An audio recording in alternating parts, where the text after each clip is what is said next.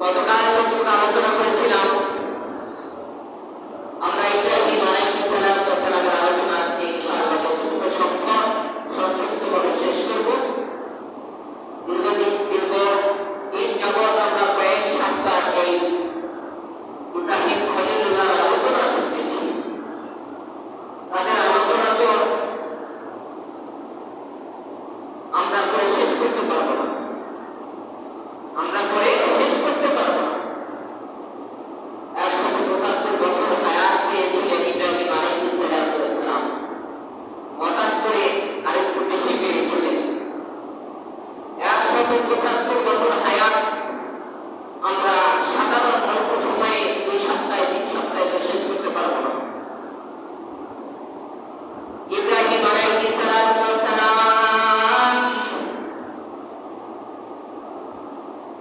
তার সন্তান ইসমাঈলকে জবাই করবেন।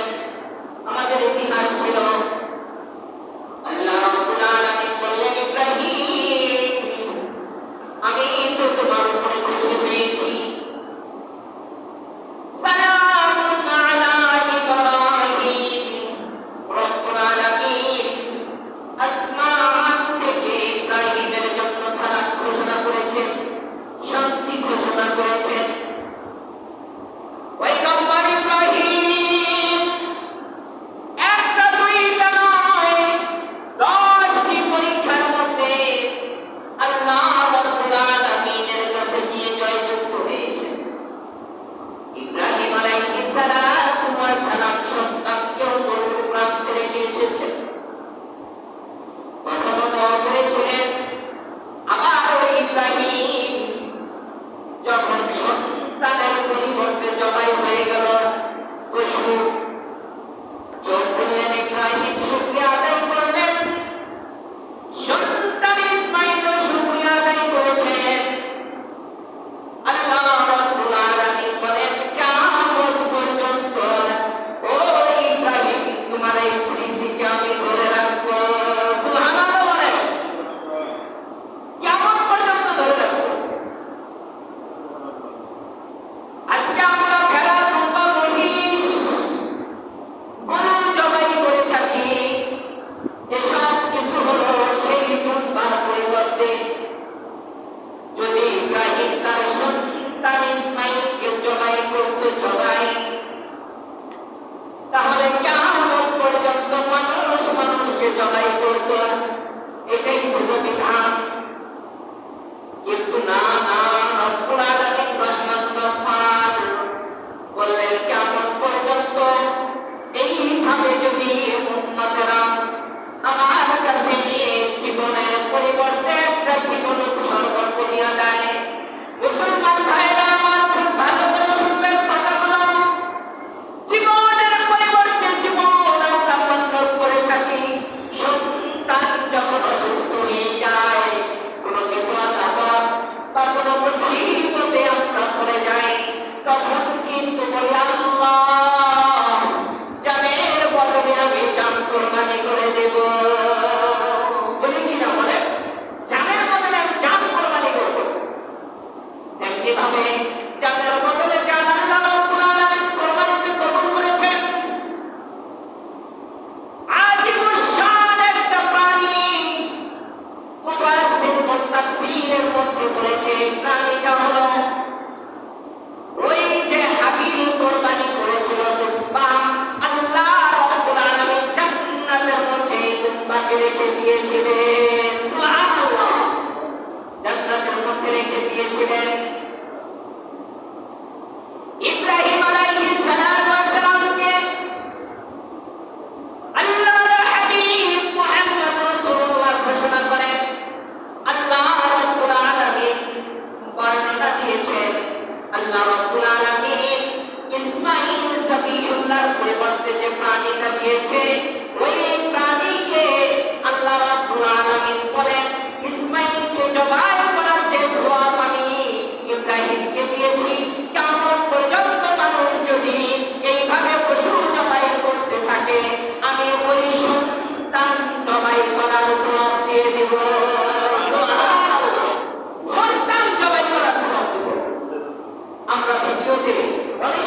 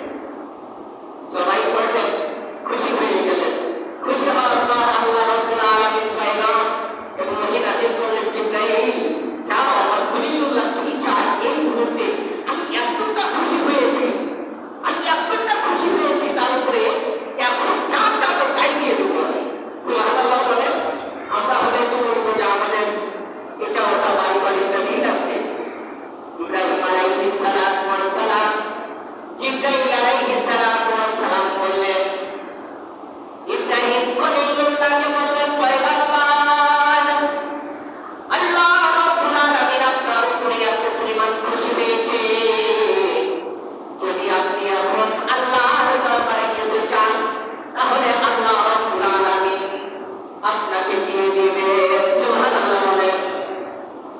ইব্রাহিম আলাইহিস সালাতু ওয়াস সালাম চারটি জিনিস চেয়েছেন। কয়টি জিনিস? কথা বলেন। চারটা জিনিস। চারটা জিনিস আল্লাহ রাব্বুল আলামিনের কাছে চেয়েছেন। এক নম্বরে চেয়েছেন বাড়িঘর, দুই নম্বরে চেয়েছেন যে তার অর্থ সম্পদ। এমনটা নয়, ইব্রাহিম আলাইহিস সালাতু ওয়াস সালাম আল্লাহ রাব্বুল আলামিনের দরবারে সিজদা করে বলেন, প্রভু হে, আমি আপনার কাছে চাই এমন একজন নবী পৃথিবীর জমিনে আসবে। আমি শুনেছি, কিতাবে দেখেছি, আরশুল কুরসিতে আপনার নাম লেখা পেয়েছি। এমন একজন নবী পৃথিবীর জমিনে আসবে, যেই নবীর উম্মত হওয়ার জন্য সবাই দরখাস্ত করে। আমি চাই ওই নবী যেন আমার বড় সেই ইসমাইলের সন্তান হয়ে আসে। সুবহানাল্লাহ বলেন। ওই নবী যেন আমার সন্তান ইসমাইলের বসে আসে। আল্লাহ রাব্বুল আলামিন ঘোষণা করলেন, যাও যাও জিবরাইল যাও, আমার বন্ধু আমার হাবিবুল্লাহর জন্য দোয়া করেছে। আমার হাবিবুল্লাহ যেন তার বংশের মধ্যে আসে। ইব্রাহিমকে জানিয়ে দাও যে তার নাতি হবে, অর্থাৎ ইসমাইলের সন্তান হবে আমার বন্ধু হাবিবুল্লাহ। সুবহানাল্লাহ। আমার বন্ধু হাবিবুল্লাহ তার সন্তান হবে, তার ওরস আসবে। দুই নম্বরে বললেন, মালিক, আমি ছোট বাচ্চা, এই ইসমাইল আর আমার স্ত্রীকে ওইভাবে বালুকারাশি মরুভূমিতে রেখে এসেছি। আপনি তাদের রিজিকের ফয়সালাটা করিয়ে দিয়ে, রিজিকের ফয়সালা করিয়ে দেন। তারা ওখানে আছে, তাদের জন্য রিজিকের সংকট না হয়। আল্লাহ রাব্বুল আলামিন বললেন, তাদের রিজিকের ফয়সালা এমন হবে, পৃথিবীর আনাচে কানাচে যত ধন সম্পদ, পৃথিবীর আনাচে কানাচে যত রিজিকের ফয়সালা রয়েছে, যত গাছ রয়েছে ফল ফ্রুটের, সমস্ত কিছু আমি রবের মক্কা শরীফের মধ্যে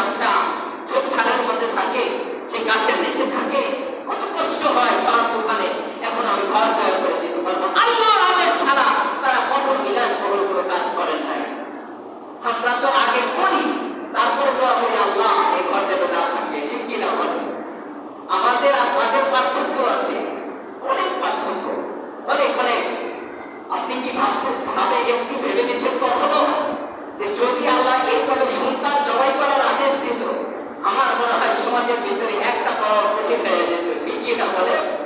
সন্তান জবাই করা মানব না, এই বিধান আল্লাহ এইভাবে নানান কিছু বলে আমরা কিন্তু সন্তানকে জবাই করতাম না। আল্লাহ রাব্বুল আলামিন আমাদের সব কিছু জানেন, অন্তর্যামী খোদা। কোন জামানায় কেমন হবে মানুষ, কেমন আমল করবে, দেখেন সেই জামানায় সাহাবারা বলতো, ইয়া রাসূলুল্লাহ আমি যুদ্ধে যাব, গেলেই কি শহীদ হয়ে যাব? হ্যাঁ শহীদ হয়ে যাবে তুমি। আমার তো কোনো আমল নাই, কোনো আমল লাগবে না, শহীদ হওয়া রক্ত ফোঁটা করার আগে তুমি জান্নাতে। বলেন সুবহানাল্লাহ। এইটা ছিল তাদের জামানার ইমানের তরুণতা এবং দৃঢ়তা। এখনকার জামানায় রাসূল সাল্লাল্লাহু আলাইহি ওয়াসাল্লাম হাদিসটা দেখেন, আরেকটা হাদিস নরম করে বলেছেন যে এমন এক জামানা আসবে এই কাজ করবে না, যদি একটা সুন্নাতকে করতে পারে তাহলে গলা কাটা শহীদ 100 শহীদের সওয়াব তার দিয়ে দেওয়া হবে। বলেন সুবহানাল্লাহ। তাহলে আমাদের আর তাদের মধ্যে পার্থক্য আছে কিনা? অনেক পার্থক্য। আমাদের ঈমান হলো দুর্বল। বর্তমান এই যে মামা যে পোশাকটা করেছে, এই পোশাকটা করাও কঠিন। এটা মানে মামা তো প্রায় সবাই এটাই করে থাকে। এই পোশাকটা, টুপি কেন মাথায় দিবে একজন সমাজের নেতা হয়ে? টুপি কেন মাথায় দিবে? পাঞ্জাবি কেন করবে? একটু টাইট ফাইট প্যান্ট ইত্যাদি। ঠিক কিনা বলেন? এটা আমাদের অবস্থা বর্তমান। মানে পোশাক করাটা কঠিন। তাহলে টুপি মাথায় দেওয়া সুন্নাত, এই সুন্নাতটাও যদি আপনি কিছুই যদি না পারেন, তাহলে একটা সুন্নাত যদি ধরতে পারেন, আল্লাহর হাবিবের এই হাদিস অনুপাতে 100 গলা কাটা শহীদের সওয়াব আপনি পাবেন। সুবহানাল্লাহ বলেন। এর থেকে কি হতে পারে সহজ? দাড়ি রাখা কঠিন কিনা বলেন? বর্তমান চাকরিতে গেলে কঠিন, সব জায়গায় কঠিন। এই দাড়িটা যদি আপনি রাখতে পারেন কষ্ট করে, একটু কষ্ট হবে, মানুষে বলবে, তাহলে 100 গলা কাটা শহীদের সওয়াব আপনি পাবেন। এটা তো সওয়াব আলাদা। এরপরে প্রত্যেকটা দাড়ির সাথে ফেরেশতা আছে, তারা ইস্তেগফার করবে, আপনার জন্য দোয়া করবে। এরপরে দেখেন মুসলমান হিসেবে আপনার একটা সাইনবোর্ড, আরেকটি বিষয় হলো পুরুষ হিসেবে একটা নিদর্শন। ঠিক কিনা বলেন? তার কতগুলো উপকার রয়েছে, আমার উপকার রয়েছে। ডক্টররা বলেন যে দাড়ি যদি থাকে শারীরিকভাবেও আল্লাহ তাকে শেফা দিবেন, অনেক শেফা দিবেন। তেমনি ভাবে আল্লাহ রাব্বুল আলামিন যুগ বুঝে এইভাবে ঈমান বুঝে ঈমানের স্তর ভাগ হয়ে আসছে, সবকিছু ভাগ হয়ে আসছে। চতুর্থ নাম্বার দোয়া করলেন, খুশিতে আনন্দে সে চলে আসছে। আসার পর এখন ঘর বানাবেন। জিবরাইল আলাইহিস সালাতু ওয়াস সালাম আসছেন। আসার পর বলেন, আপনার মন মতো ঘর বানাইলে হবে না, আপনার মন মতো ঘর বানাইলে হবে না। আল্লাহ রাব্বুল আলামিন এই পৃথিবী যখন সৃষ্টি করেন, তখন যেই সর্বপ্রথম স্থানটা তৈরি করেছেন, সেই স্থানের নাম হলো কাবা শরীফ।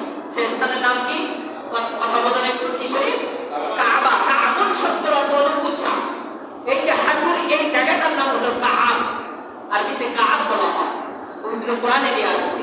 এই কাবুল শব্দ মানে শরীরের এইটুকুর মধ্যে এটা উচ্চা হওয়া।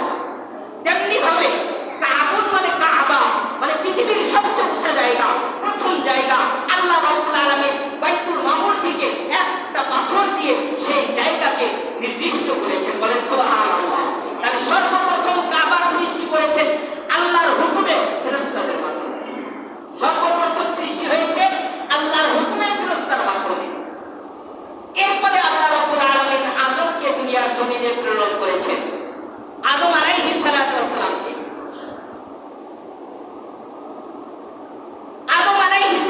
সালামকে নির্দিষ্ট করেছেন যে যাও তুমি এই কাবার ঘরে চতুর্পাশে কি করে দাও? পাথর জমায়ে দাও, পাথর দিয়ে দাও। আদম আলাইহিস সালাতু ওয়াস সালাম চতুর্পাশে পাথর দিলেন, পাথর দিয়ে নির্মাণ শুরু করলেন এবং একটু উঁচা করে সেখানে দোয়া শুরু করলেন। কোন জায়গা? যেখানে আল্লাহর সেই কুদরতি পাথরটা ছিল, জান্নাতি পাথর, জান্নাতুল মামুর। এই বাইতুল মামুরের পাথর ওখানে ছিল। এখানে দোয়া শুরু হয়ে গেল। আদম আলাইহিস সালাতু ওয়াস সালাম পৃথিবীর জমিন থেকে চলে গেলেন। আল্লাহ রাব্বুল আলামিন শীশ আলাইহিস সালাতু ওয়াস সালাম তার সন্তান, সর্বশেষ 21 নাম্বার সন্তান। কোন বর্ণনায় এসেছে শীশ আলাইহিস সালাতু ওয়াস সালাম 40 ফিট লম্বা ছিলেন। আদম আলাইহিস সালাতু ওয়াস সালাম পৃথিবীর মধ্যে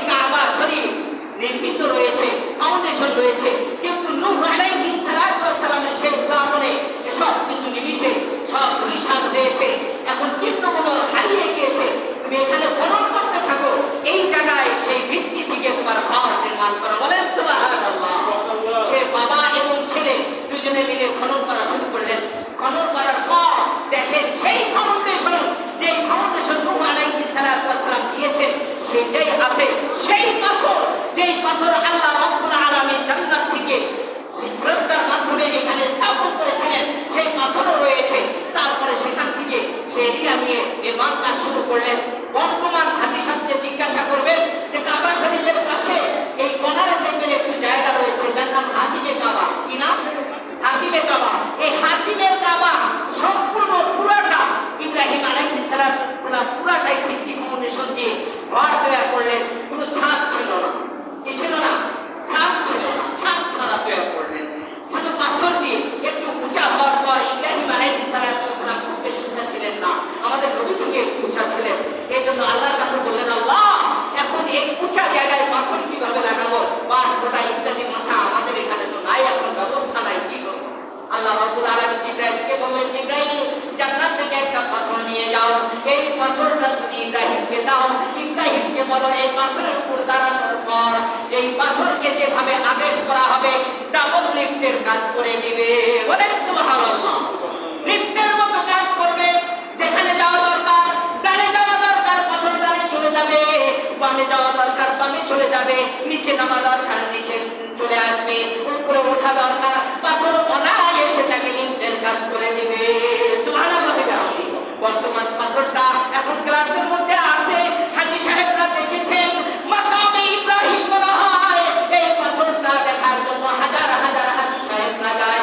দেখবেন পাথরের উপরে ইব্রাহিম আলাইহিস সালামের পায়ের দুটো ছাপ রয়েছে, সাক্ষী হিসাবে যে পা দিয়ে ইব্রাহিম আর ইসমাইল এই ভবন তৈরি করেছেন সেই পায়ের নিদর্শন এখন পর্যন্ত আল্লাহ রেখে দিয়েছে।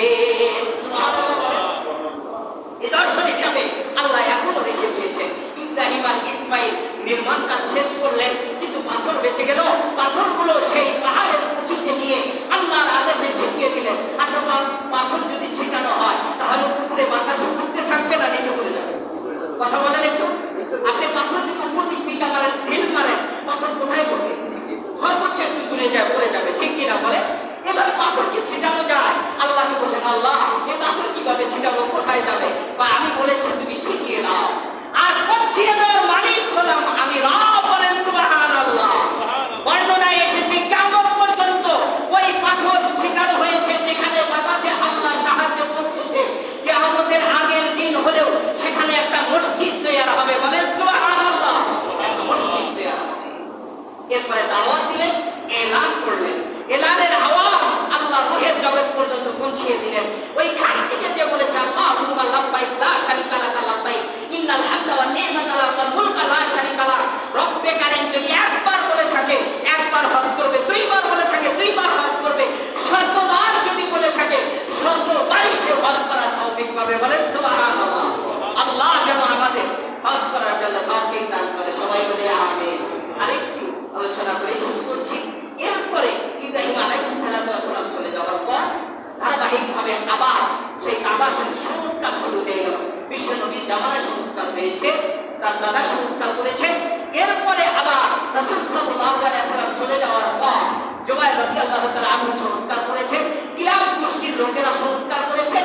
সর্বশেষ হাজ্জাজ বিন ইউসুফ, কি নাম বলেন? একটু মনে রাখতে হবে, কি নাম?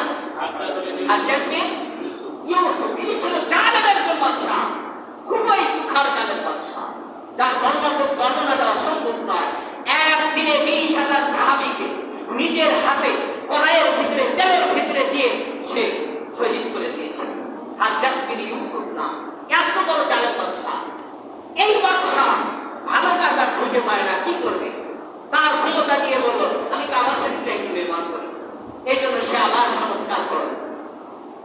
যেই সংস্কার ইব্রাহিমের ছিল, যেই সংস্কার বিশ্ব নবীর ছিল, সেই সংস্কারের উপরেই উনি শুধু রংচং ইত্যাদি করলেন। বর্তমান যে কাবার রংচং দেখেন, এটা হলো হাজ্জাজ বিন ইউসুফ। এই ব্যক্তিটা এতটা জালেম ছিল, পবিত্র কোরআন শরীফের আরেকটি উপকার করেছে, যেটা জবরজের ব্যবহার করেছে। এই দুইটা কাজ করার পর আল্লাহর কাছে বলতেছে, আল্লাহ তোমার নাম কি? গফফার। এই নাম কি সঠিক? যদি সঠিক হয় তাহলে আমি দুইটা মাত্র ভালো কাজ করেছি, একটা কাবা শরীফ নির্মাণ করেছি আর একটা করেছি কোরআন শরীফ আমি পুস্তক আকারে জবরজের দিয়েছি। আল্লাহ এটা যদি তোমার দরবারে পছন্দ হয়ে থাকে, যে তোমার নাম যদি গফফার হয়ে থাকে, তুমি আমাকে মাফ করে দাও। সুবহানাল্লাহ। আমরা কি এইভাবে দোয়া করতে পারি না? হাজ্জাজ বিন ইউসুফ কে বর্ণনায় এসেছে, হতে পারে আল্লাহ মাফ করে দিয়েছেন। হাজ্জাজ বিন ইউসুফ চলে যাওয়ার পর বর্তমান সরকার বাদশা ফাহাদ বা শাফাআতে